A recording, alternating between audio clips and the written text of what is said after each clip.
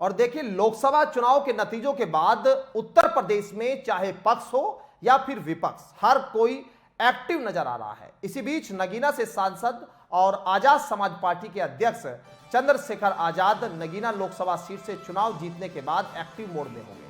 दरअसल चंद्रशेखर आजाद आगे की रणनीति सेट करने में जुटे हैं, जिससे कयास लगाए जा रहे हैं कि मायावती और अखिलेश यादव की मुश्किलें और बढ़ने वाली हैं। चंद्रशेखर आजाद लोकसभा का चुनाव जीतने के बाद पहली बार लखनऊ पहुंचे, जहां वे गुरुवार को all India Muslim personal law board के कार्यकारिणी सदस्य मौलाना खलील और रहमान सज्जाद नोमानी से मुलाकात की।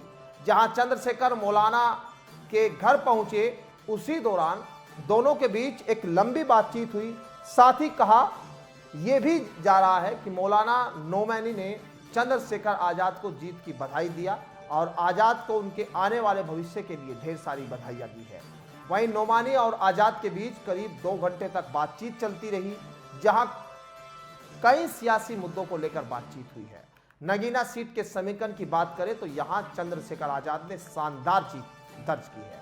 अब जो सबसे बड़ा सवाल हो रहा है कि अब इन मुस्लिम नेता से मुलाकात के बाद क्या उत्तर प्रदेश में अब कुछ बड़ा खेल चंद्रशेखर तो करने नहीं जा रहे।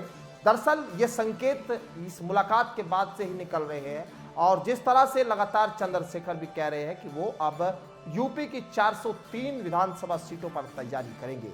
उधर अब यूपी के उपचुनाव होने हैं, 10 सीटों पर उपचुनाव, और इन 10 सीटों पर भी अपनी जो तैयारी है यहां पर शुरू कर दी है। समाजवादी पार्टी के साथ कोई बात नहीं बनी, इंडिया गठबंधन से कोई बात नहीं बन पाई, लेकिन अब चंद्रशेखर आजाद अगर ये बात नहीं बनती है तो उपचुनाव में यहां पर सपा की भी टेंशन बढ़ाने जा रहे हैं, कांग्रेस की भी टेंशन बढ़ाने जा रहे हैं और बीजेपी की भी टेंशन बढ़ाएंगे। जीत कितनी सीटों पर मिलेगी, उधर मायावती उपचुनाव में अपने दाव पैंच लगा रही है। उन्होंने भी यहां 23 जून में एक बैठक बुलाई हुई है, लेकिन यहां इन सब तमाम अटकलों के बीच बड़ा सवाल, जो सबसे बड़ा यही कि क्या नगीना में जीत के बाद चंद्रशेखर को अब आने वाली उत्तर प्रदेश की राजनीति में भी एक बड़ा कद मिलने जा रहा है।